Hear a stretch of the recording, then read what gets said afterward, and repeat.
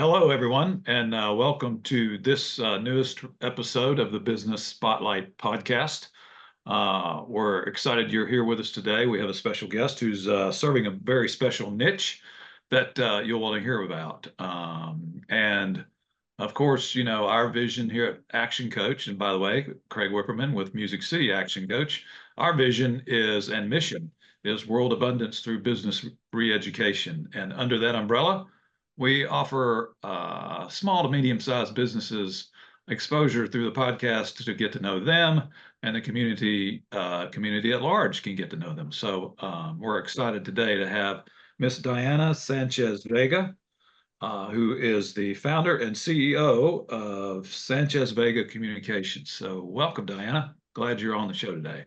Thank you, Craig. Thank you for having me. And I commend you for doing this work because it's really important for the economic ecosystem. Absolutely. Yeah, so thank you so much for that. It's a lot of fun to do these, to get to know people who are doing different things and get to know people's passions, you know. And yours is very intriguing. So I'm really excited to let the audience know more about your story and your history. Why don't you start us off and let us know some of your unique history and how you got to where you're at? Yes. So I was born and raised in Argentina. Go Messi. And I was raised bilingual and bicultural by my stepdad, who married my mom when I was just 5 years old. And so I grew up speaking both English. So when I learned to speak English and Spanish. So really being bilingual is a big part, and bicultural is a big part of my identity. And so when I moved to the US in December of 1999, and I've always done work in the interpretation, translation space, and what we call, language services more in the US, more specifically language access. So now when I moved here, I was excited. Is everybody told me back home, and also folks that I had met here, and also extended family, oh, you're just gonna do great with your language skills, like they're super high in demand, and it wasn't that easy as I thought it was. I had to learn how to go about job hunting, explain not just the value, but why my language skills should be monetized. And so Mm-hmm. I realized eventually that there was a need to create a mix of awareness and empowerment of the value of bilingualism in the US. So, I think I heard you say a mix of explaining or Yeah. And so, establishing the value. yeah, a mix of awareness and Mhm. empowerment, right? So, um, my business really creates community around missed opportunities in bilingual human communication. And as many industries, so this is disclaimer, I'm adding the human component there, right? Especially with the advent of AI. And so we provide compliant, friendly language services and training, including translations, community engagement, and bilingual staff training. And so the awareness really comes from both um, bringing more to the forefront Mm-hmm.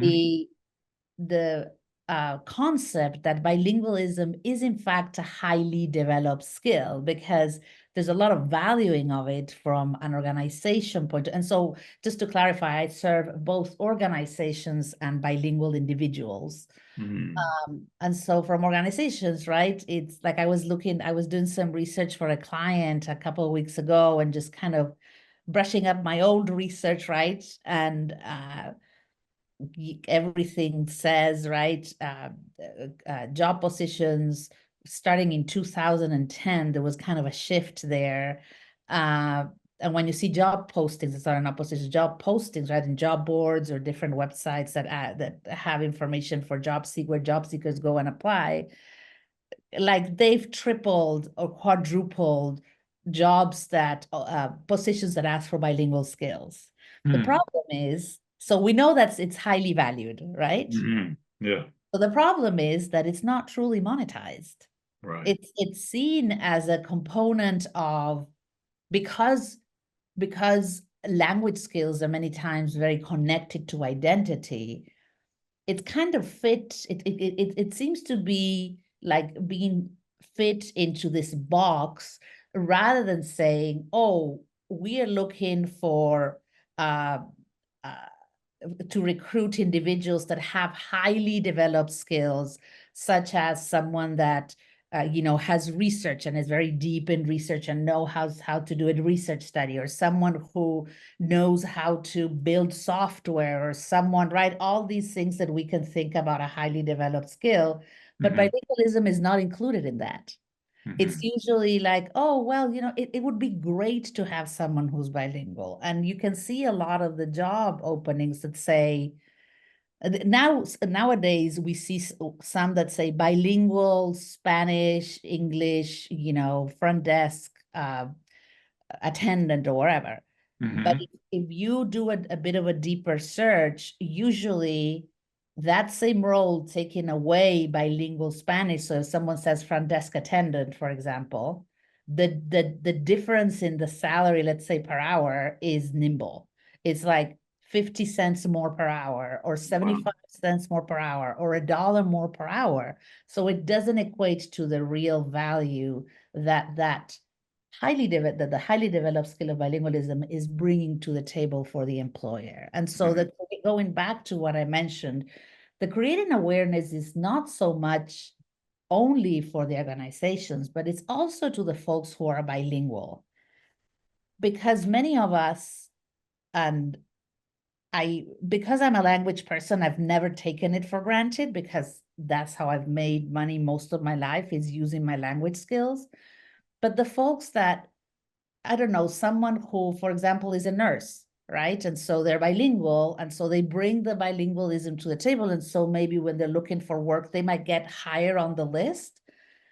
But usually what I hear from folks, because I'm a coach and a trainer, say like, yeah, when I share about that I'm bilingual, they say, oh, that's great that you're bilingual. And it's not followed, but we're going to pay you this differential that we would pay, for example, the difference between having a primary care doctor that's a general practitioner and a specialist, Hmm.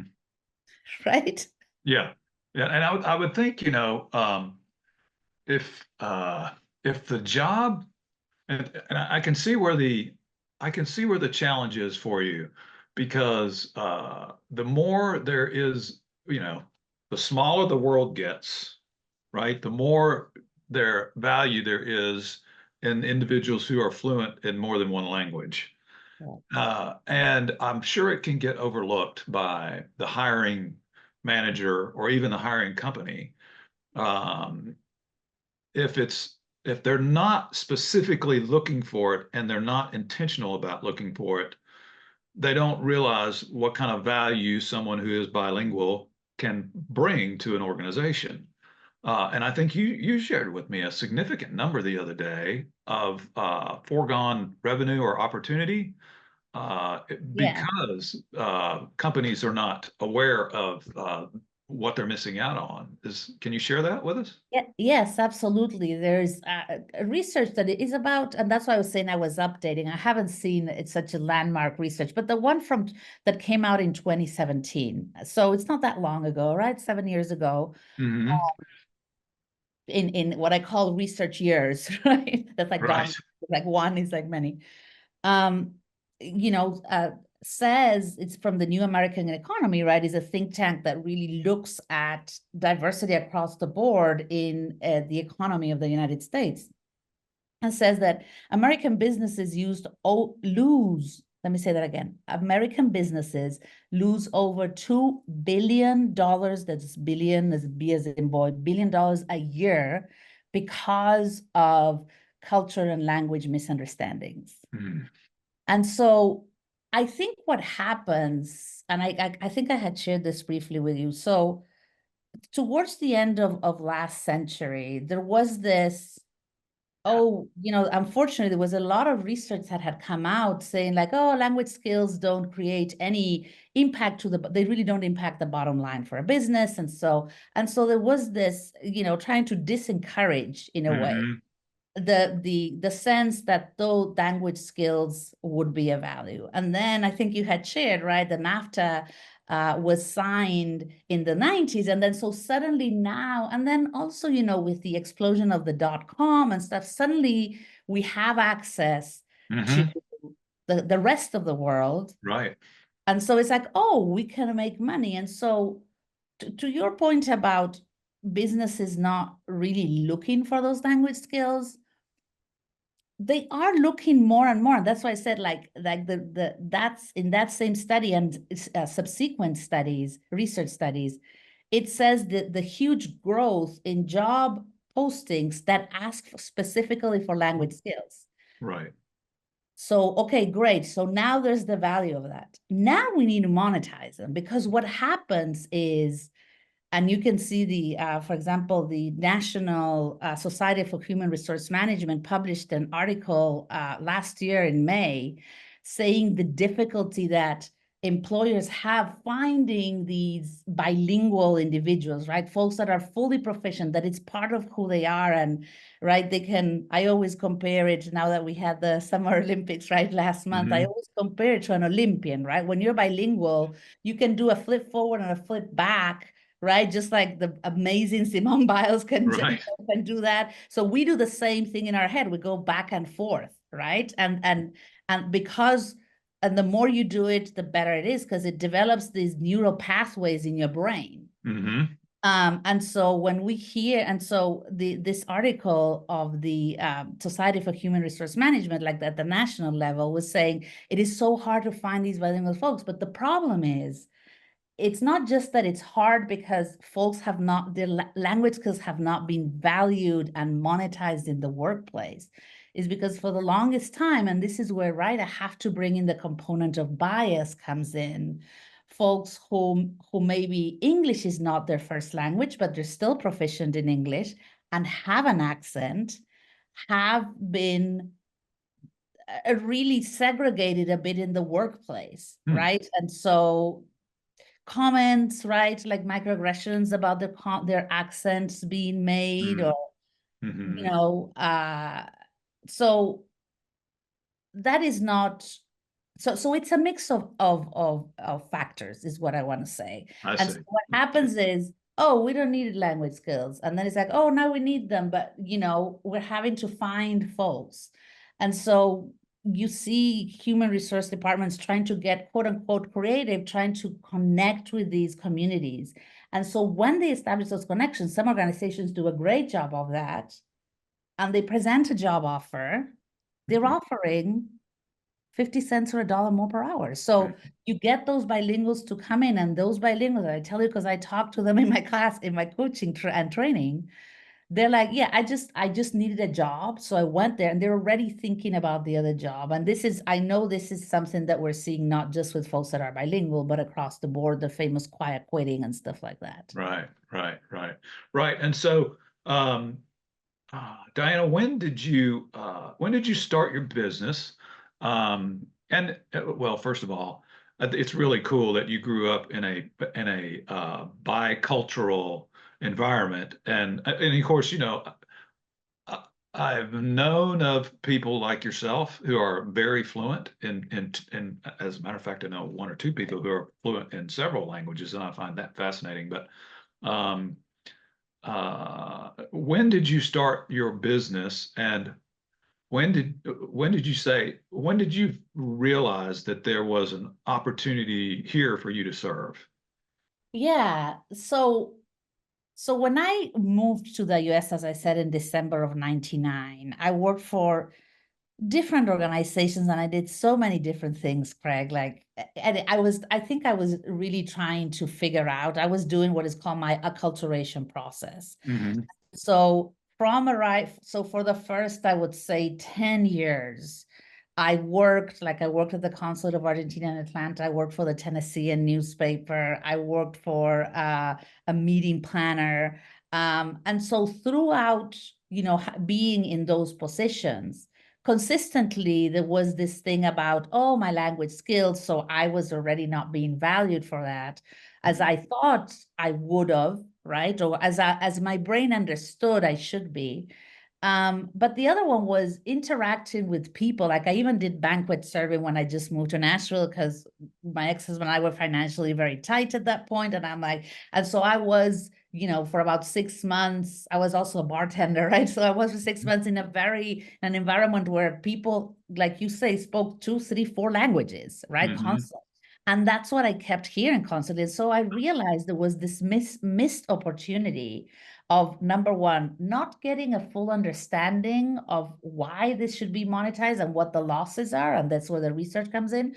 But the other thing, the idea that folks that are bilingual really not realizing that if they know how to look for work with a language bilingualism first approach, they will going in be able to negotiate better. So creating Mm-hmm. that awareness. Because what happens is they don't negotiate, they go into the job, then they're being asked to do all this stuff for free through the language skills, and they're like, they disrespect me. And I'm like, you should have, like, you need to start valuing. So that's when I started shifting, right? And started doing more and more freelance work as an interpreter and translator, because that's what I am by trade initially. Mm-hmm.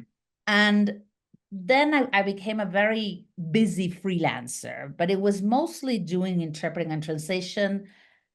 And colleagues of mine, because I'm kind of like a teachy person. When I was in Argentina, I taught languages. And so I've always been like a teacher in some component, in some way.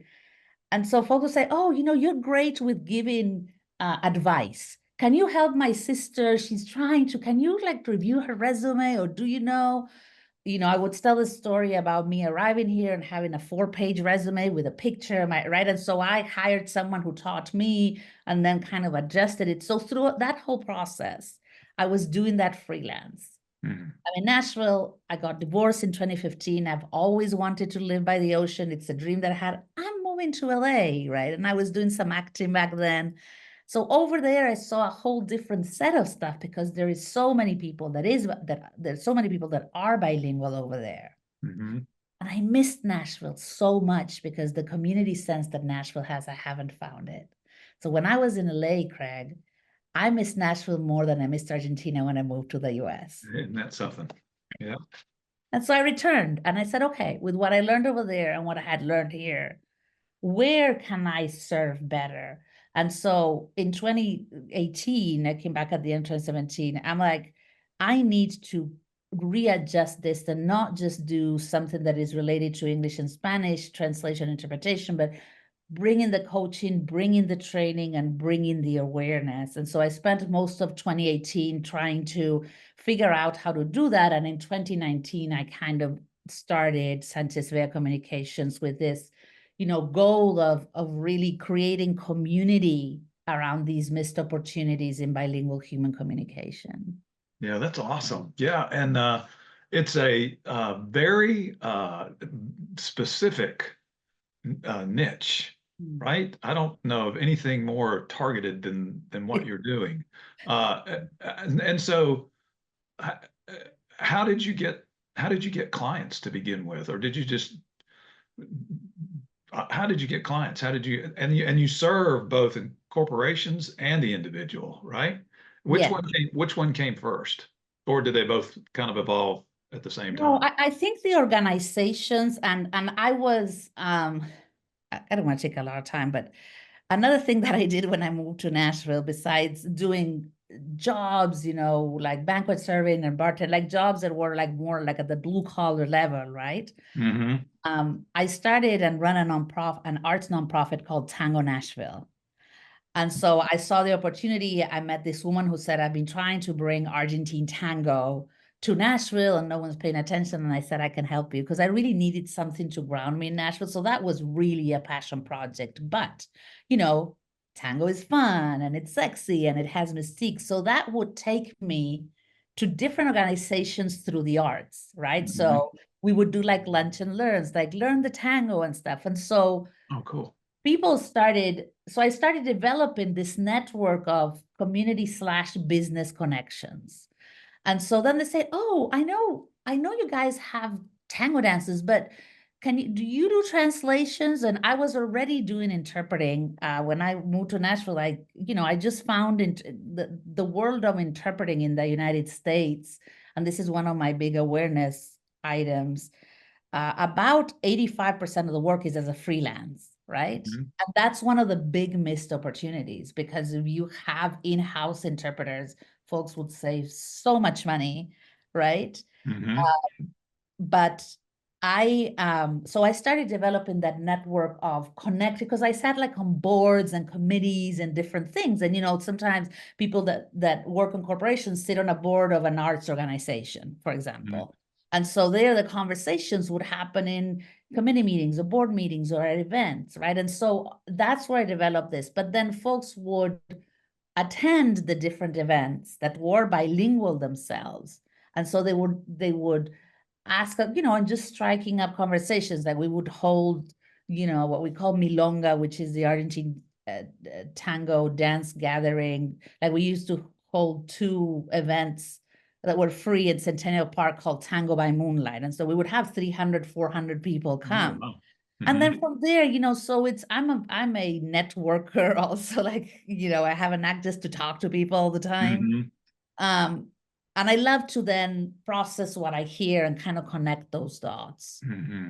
So it really first started with the organizations, and then the individuals would come in, and what the organizations were saying when I would have conversations with individuals is like, well, I heard, for example, that uh, they're looking for someone who is bilingual, I don't know, at this hospital or at this school and stuff. And I would hear folks that are bilingual say like, "Oh yeah, yeah, I've gone there, but they asked me to do all this free work, and like I'm hired to be an assistant, but then I have to do all this other work, which is not part of my job, but I can't say no because I need the job, right?" And so back and forth and back and forth, and that's how I say, okay, this side has to be talking to this side, and I Yeah. need to create community to do that. Right, right. And so, what's interesting about what you do, some folks, like you've described, don't realize the value that they bring being bilingual. And so they don't necessarily know to go out and search for someone like you to help them, Yeah. which is kind of an interesting challenge.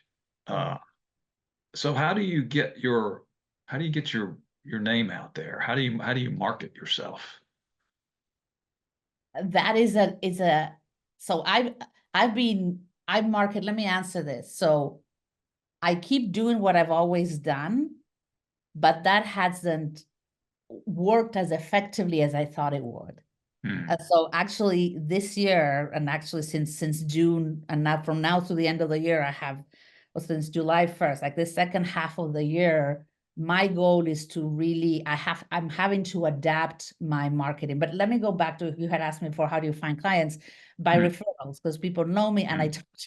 I am all day talking. I'm an interpreter. So for me, talking is like, so I talk to people all the time in the different, because I do interpretation. I'm across industries, because really interpretation, it doesn't matter. Like I'm a Right. conference interpreter. Like I do interpreting for Mary Kay. I've done interpreting for solar panels. I've done interpreting for St. Jude, so really you hear different things. And so in different industries, I meet a person right from this organization, and they know someone in another business.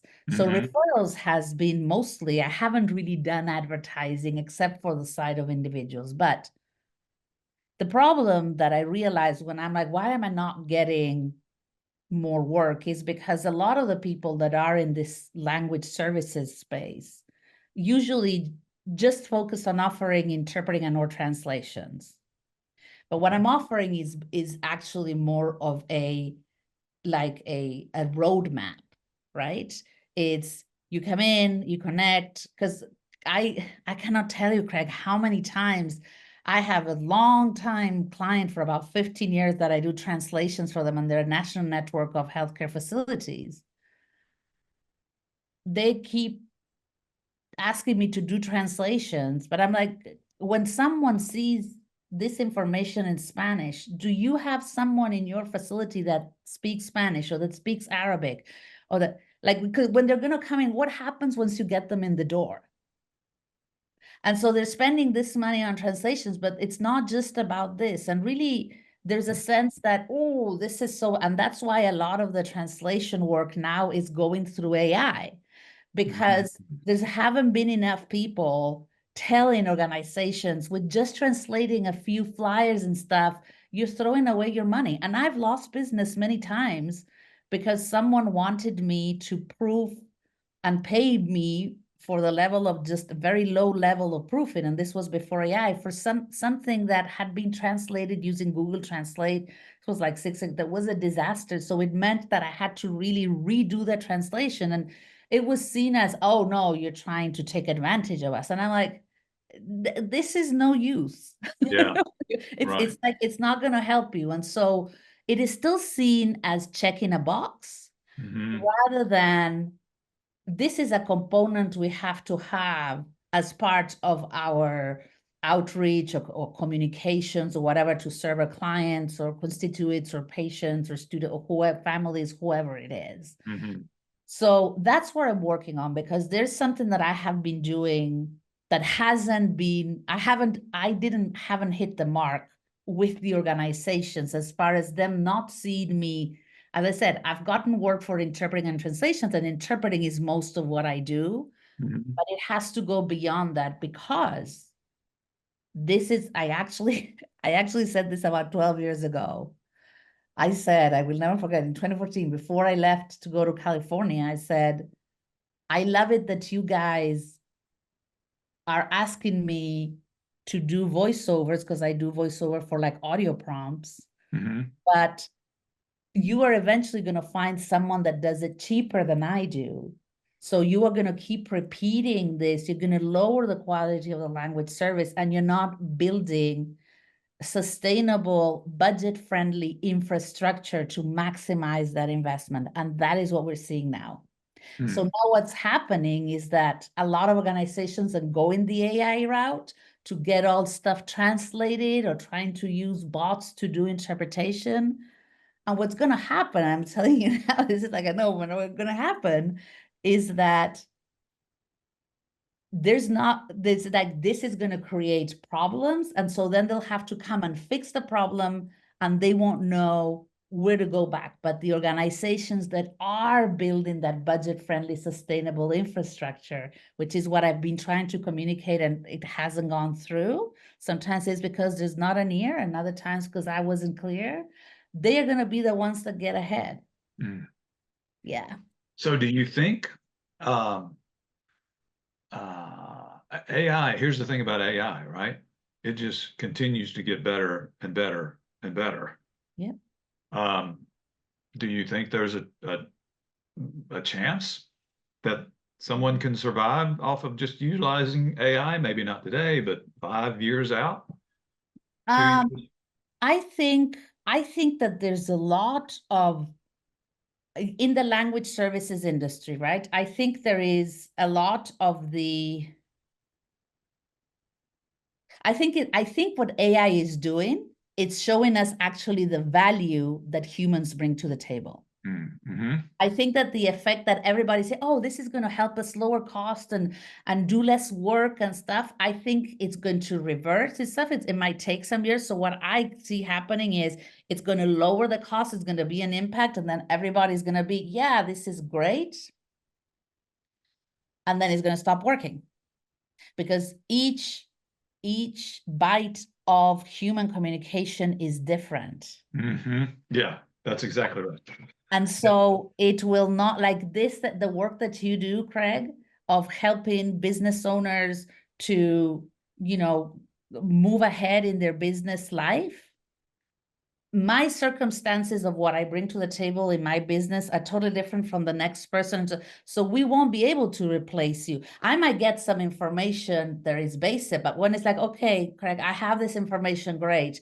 But now I want you to help me figure out my situation. Right.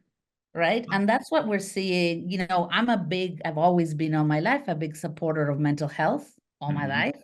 Mm-hmm. Actually, Buenos Aires, where I'm from, is the third city in the world that has more therapists per capita. Like where I come from, it's like, it's not like what's wrong with you, why are you going to the therapist? It's like, what's wrong with you, why do you not have a therapist? Mm-hmm. Right. And so a lot of people are saying, I hear, it's like, oh yeah, after the pandemic, there's a big boost for mental health.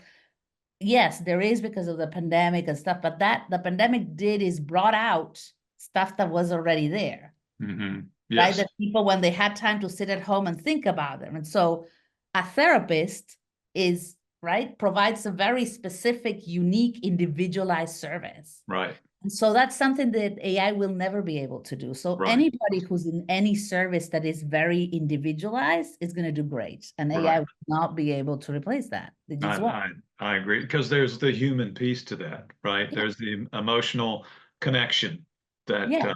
only two human beings can engage in, and so I agree with you on that one. And AI so, can only go so far. yeah. And so, in my line of business, to kind of come back to your question, in my line of business, I may not have as much work eventually to translate documentation, Hmm. but I always compare interpretation to translation, right? Interpretation is like live theater, and translation is like the movie, right? It's performance, but in live theater, and also because, you know, I have a background in acting as well, like you have to pivot, right? If someone forgets their lines, if the lights go out, like if something doesn't work as it should have worked, you have to fix it right there again because the famous show can go on. Yeah. In translation, right, you can edit and edit and edit and edit a document and then it's finalized and you send it, right? But you have time to review that. So Right. this component of the live communication, you're going to see customer service reps salaries are going to start to shoot up because Hmm. what a customer service representative does, I don't care how many times do you go to a website and say, I'm your automated bot. Do you want to? And I go through the whole thing and it's still, and I always choose something else because I think 9 times out of 10, it doesn't give me the answer I need. Right. Right. And they're annoying. And they're annoying. And so more and more people are saying, I don't want to talk to a machine. I want to talk to a Yeah. person. Right. When a business has clients, and right now you have this amount of people who say, I don't want to talk to a machine, I want to talk to a person. But the more we put AI out there, more people are going to be willing to pay a premium to talk to a live person. You'll see. Right. You I have the bot, or if you want to use our 800 number, we're going to charge you $2 more a month. They already do that, right? Yeah. Right. Yeah. So that's Agreed. going to go away. So changing gears just a little bit, not too Yeah. much, but since let's see, the inception of your company, 2015 or 18, somewhere Well, this one, 2019, 2018, I kind of got organized in 2019. So it's been 5 years. 5 years. Okay, so in the 5 year life of your company, what's been the biggest challenge, the biggest hurdle for you? I guess you hear this a lot. Capital, capital, capital, right? Oh, Finance. right. Hmm. Um, because I would really wanted to grow the marketing or the, PR part of it. And really those are specialized folks.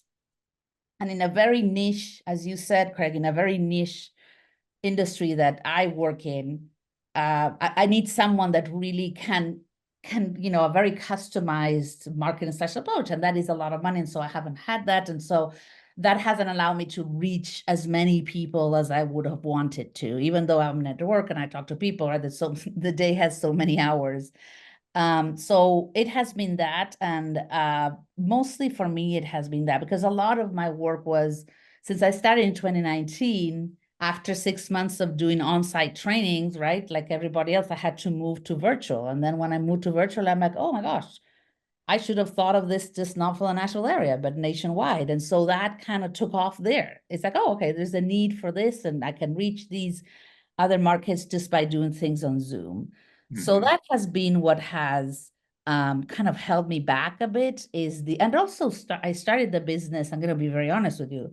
This was like I took a risk and I am going to do this. And when I started my classes in September of 2019, I only had 86 cents in my bank account. And I'm like, I said, I closed my eyes and I was like, going to put it all, and it paid off.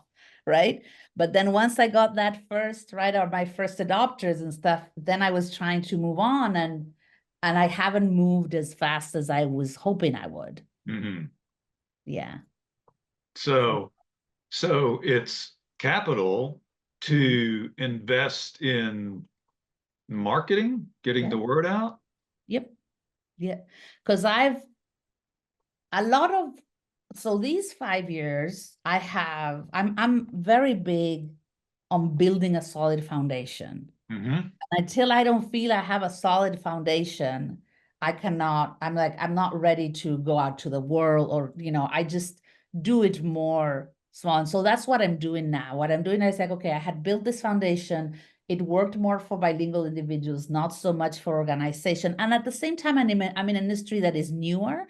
And so it's changing and changing. And so I'm like, okay, now there's much more compliance is much stricter than it was before, right? It's being enforced more, right? Federal regulations and stuff in the language access industry are being enforced more. Like if you look at, you know because a lot of the services I provide fulfill Title VI requirements and things related to discrimination, because language is very connected to national origin, and national origin being ancestry, not nationality, just ancestry, right? Mm-hmm. And so there's Title VI and many other federal regulations say any industry that is federally funded has to abide by these compliance requirements.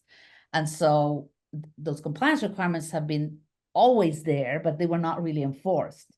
And so over the last 10 to 12 years, they started to be more enforced. And as they're more enforced, the demand for the services that I provide raises. Mm-hmm. So the awareness of that raises. And so I've been pivoting, not just because of the pandemic, but also trying to adjust to the changes in the market in a good way, right? Because there's again more awareness of, but we're still in this, oh, we just need interpretation. I cannot tell you how many over the last 2 years I've done some cold calling and said, tried different things and stuff, and 8 out of 10 times they say, oh, we already have someone that does interpreting and translation. Oh, I said, well, but I come in and I train your bilingual staff to be ad hoc interpreters. It's called the dual role, so that you don't have to always be waiting for someone, to get an interpreter or an interpreter, mostly not translator, because that's the difference, right? An interpreter, you need someone right now. So if a patient Mm-hmm. shows up, like, right, people don't decide like in the healthcare industry when they get sick. So if someone shows up and they cannot communicate, and it's not just for the folks who don't speak English. It's also Mm-hmm. for the folks that speak English and want to do their job. Healthcare is my wheelhouse. Mm-hmm. And do you think a doctor that is about to perform surgery on an individual will rely on an AI bot to get full consent from the patient? Probably, probably not. And what about accents? What about if accent is a very personal thing?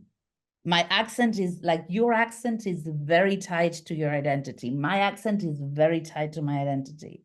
Mm-hmm. So if the AI cannot recognize your accent and mistypes, because now you have these screens, right, where you speak into the screen and it types it, and then it translates it on the screen for the person, and there's like voice recognition, right? I mean, Mm-hmm. it reads like text to speech. But if Mm-hmm. it's not picking up my accent, then the doctor is going to spend more time telling the machine that they got there, though that's misspelled. Mm-hmm. You can't pick up every single accent that every person has in the whole world. Right, right. So you shared a minute ago that you shared, Diana, a minute ago about you were reaching out to, doing cold calling, and people would tell you, "Oh, we already have an interpreter." but your response to them in that case would be, well, no, hold on a second. I train interpreters. So is it an ongoing training program, or It's what's the so program look like? Yes, so I have several training offerings, but specifically to train individuals to be what is called dual roles. So it's a 20-hour training for bilingual staff. So Hmm. people that have a job, like as I said, a nurse that also can be trained in how to like take off the nurse hat and put on the interpreter hat and do a quick interpretation and then come back. That's why it's called dual role. So it's Hmm. a 20-hour training because I don't have to explain to a nurse. First of all, I don't have to explain to a nurse anything about anatomy or anything, right? The basics for terminology because they already know it. What they need are the skills of how to manage that, what is called the triadic communication, right? When you have a non-English speaker, an English speaker, and the interpreter, right? So the management of that, and I always Interesting. say, Craig, is very different. This is called community interpreting, which involves healthcare interpreting, education, and then business/social services. Like when you do court interpreting, it's there's someone, right, the judge and the bailiff in a way, like they're keeping the order and say, you speak, you can't speak, you stop. None of that happens in community settings, right? Hmm. And in those settings, people are working against each other. In community settings, everybody's working towards the same goal. Hmm. And so what happens is people go talk out of turn and they talk on top of each other, right? Because they don't have the patience for I heard it. And so I train bilingual staff on those. And that's just a 20-hour training. But then for Hmm. people that say, I want to have as a career, I want to be an interpreter. I Hmm. have 140 hours. It's a hybrid training that is 14 weeks. So it's 10 hours a week, 4 hours live, and then 6 hours like structured self-paced work. And that the focus of that is being interpreters in healthcare, education, and business social settings. Oh, wow, that's awesome. Yes. That's awesome. So training the 20-hour training an interpreter who already is bilingual, it's It, essentially, as I heard you say, helping manage the conversation as much as anything else. Is that right? yeah. Yeah. Yes, it's helping manage the conversation, but this is where I've hit a wall, and that this is where I go back to I need to change my messaging, and that's what I'm working on these 6 months. Because I can upskill a bilingual staff employee, right? And so I can Hmm. go to the employer and say, hey, I can upskill your bilingual staff so that you don't have I'm going to tell you something about the cost here in a minute, so that you don't have every time you need to communicate with someone who's limited English proficient speaker, you don't have to rely on an outside source. Hmm. In healthcare and education, it's especially prevalent because number one, people don't decide when they get sick. But number two, as independent contractor interpreters, we have a 24-hour cancellation fee and a minimum, right? Because if you book me to go on Tuesday to interpret from 9 a.m., and then I show up and there's no one, I've lost money. They say, oh no, the patient didn't show. Hmm. And so right now, in at least not in other cities, but in Middle Tennessee and mostly in Tennessee, there are very, very few healthcare facilities. And I'm talking again about healthcare, but the same thing, the education is a little different, that have staff interpreters, and they're paying massive amounts to outside, they have contracts with interpretation agencies. And I'm going to break down the numbers with one example because I have my two national healthcare certifications, right? Because I have, right, I'm on the higher rung of I've gotten to the highest level as a healthcare interpreter than you can, plus my years of experience and stuff like that. My fees, and this is, of course, I have to pay taxes, and this is $50 an hour, 50, with a 2-hour minimum, plus round trip mileage. Hmm. So if I go to an appointment that I go and they say the appointment is at 9, I have to be available for at least 2 hours. That's my agreement.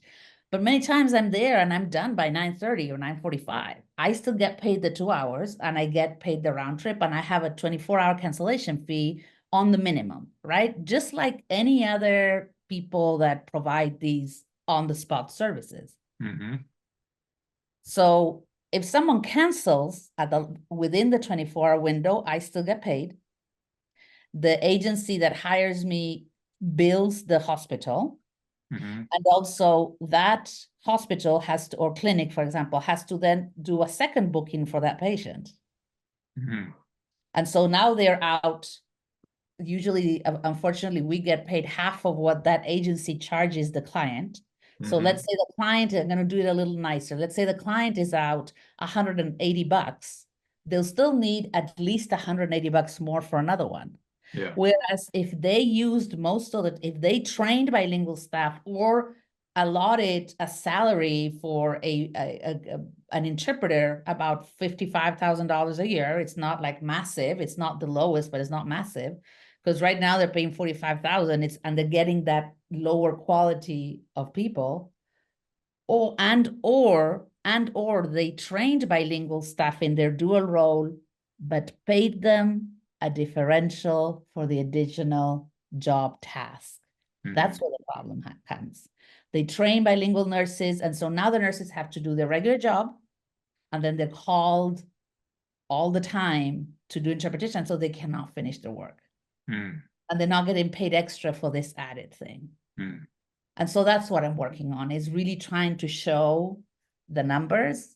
And there's this sense that, there's this sense that folks that will need interpretation services, both from the English speakers, I repeat, interpretation is not just for the English speaker, for the limited English proficient speaker. It's also for the English speakers, so that English speakers are able to do their job at the level that they are expected, but they also want, right? A doctor wants to help their patient, wants to help them get healthier.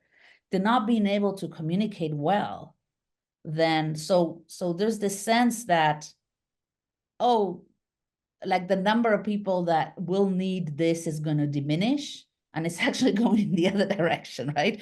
We're becoming a nation that's like way more linguistically diverse, way more all those things. So it would make sense that you build that budget-friendly, sustainable infrastructure, and it doesn't have to be very high. Mm-hmm. That's where Yeah. I'm working to get my marketing clear. Yeah. Well, that's a challenge, really, because you have to, in order, and of course, people who set budgets are typically higher up in the organization. Yeah. So that's who the sell has to be to, well, why can't I just have my nurse, who is also a nurse, who by the way has, command of these two languages, be my interpreter for me. And in order to convince them, they have to see the numbers. There has to be some pain they're feeling, right? Some consequence of them not doing it the way that's more effective, in Yeah, order and for them to make change, and it has to be a combination also. And that's kind of the formula I'm wanting to figure out, because what happens is folks that provide interpretation and translation services, like those interpreting agencies that hire me as a subcontractor, they've done a great job of reaching those budget folks, saying, hey, you need this, and this is how much it costs. And it is a race to the bottom, because a Mhm. lot of the remote work has been outsourced overseas, where they're paying folks $2, $3 an hour to Mhm. interpret for a doctor's appointment, which is anyway. So, but we can't stop that. And actually, I think it's good if you get, as long as those folks have the understanding of what that doctor's appointment means. But Mhm. I've heard two people that I've talked to in these last 5 years that are at the administrative, kind of more C-suite level, trying to convey this in a more kind of social setting. It wasn't like a meeting that I had asked, so the topic came up and stuff like that. And these two folks, different industries, both of them said, well, it's the cost. I said, well, lawsuits are starting to increase of, patients that then got sick, or they died, or their family member had this, or schools where parents didn't understand that they had to help the IEPs and the individualized education, like those things that happen now and then will have an impact later. And so then they filed lawsuits. And the answer was, in both cases, Craig, it's the cost of doing business. Mhm. It doesn't surprise me, right? So So I think there is more, all this said, because this is a lot. I think there is more of a starting to open up about, well, maybe we should invest in this budget-friendly, sustainable infrastructure. Mhm. And it's not just like a thing that is in passing temporary. Yeah. Well, so I'm curious. Have you seen the model in enforced and working well that can be Yeah. shown off and used as a model You mean the model? of the effective budget with the right people in the right roles interpreting? So, oh yes, I have seen it in organizations where Okay. that works. And again, this is not just Spanish, it's across languages. There's an organization, I can't recall the name, but this organization, I think it's in Arizona or New Mexico, where you had a champion within the organization that said this is the right thing to do, both ethically, morally, but also from a budget point of view, also from the bottom line. And Hmm. they took it all the way to the top, and they kept at it, they kept at it. And in their case, it was mostly for Native American languages, just because that's an area with a large population. And Hmm. the impact, again, if I can find, I can't remember, most of the time those things are done, right? They're done indoors, right? Because there's this sense that, oh, if we are very open about folks that are limited English proficient, we're going to be scaring away these other clients that don't need these services. And so it's going Hmm. to be seen as unfair. Okay. That's another comment I got through these conversations. So where he says, well, yeah, we do things, but we'd rather like do it internally and try to fix things internally rather than make it, tell everybody that we're helping everybody. But it isn't, right? It was like a circular but it is our goal to help everybody. So Hmm. yeah, so I think there is more openness. Uh, Hmm. yeah. Yeah. So if I guess my thought was that if you could share those success stories, with others who are experiencing some kind of pain from the inefficient way to do it, that might be an angle to pursue. Absolutely. And that's what I'm working on. Yeah, that's Trying fantastic. trying to find this. And I will still get people to say, oh, it's the cost of doing business. It's okay. Like I move on to the next person. Yeah. Right, right. Well, just one more question, Diana, and then we'll maybe give it a wrap here.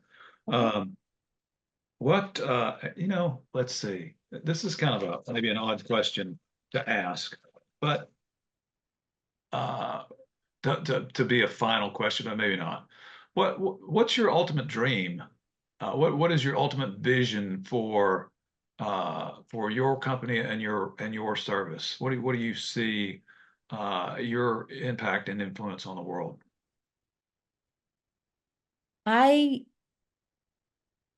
I think that my business's job will be done when actually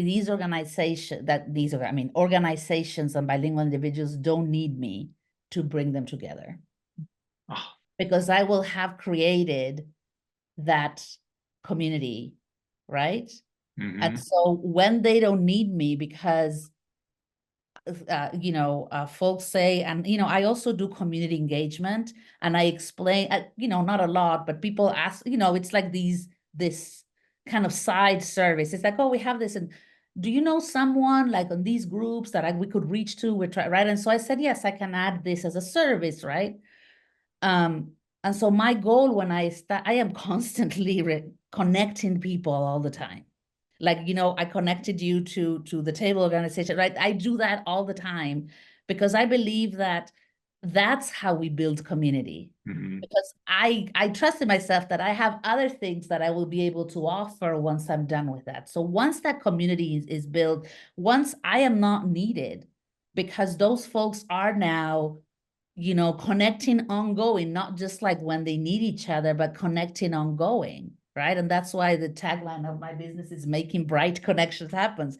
Once those connections are bright, then I'll move on to the next thing. Hopefully, I'll live by the ocean happily. I'll be living by the ocean happily. Okay, that's awesome. Making connections bright.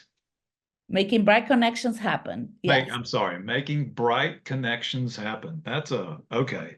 That's an awesome vision, and so that making a world that you're not needed in. Yeah. Yeah. Yeah. And I'm sure that I'll find some, the same thing I did with Tango Nashville, right? There was a moment because I was doing Tango Nashville as a volunteer. I invested 22 grand out of it. I was doing it mostly. My ex-husband said, like, are you like ever gonna work like for pay? Because you're like a professional volunteer, right? But it gave me the satisfaction.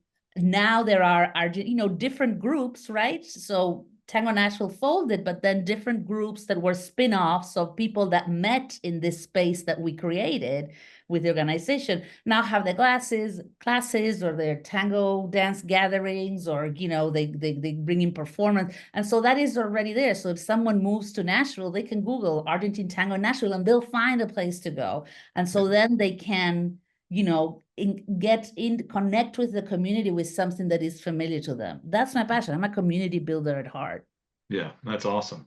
Community builder of the to the world, right? I mean, across Oh, cultures, thank you, Greg. You flatter me. yeah, well, I mean, across cultures, right? Yes. Across languages, Yeah. of course that fits perfectly. Thank So, you. Thank you so much. well, so Diana, I can't tell you how much I appreciate you spending time with us today. And it has been fantastic getting to know about you, about your passion, your business, and your community building. Thanks so much for spending time with us. Hey, and Craig, it's been a joy to meet you and to get to know you, and be expecting me to refer you people, because I think your approach to what you do, and when you shared a little bit with me about your background, and when you decided why you do this, is very commendable too. So let's build communities together. Hey, that sounds like a ton of fun. Thank you so much. Absolutely.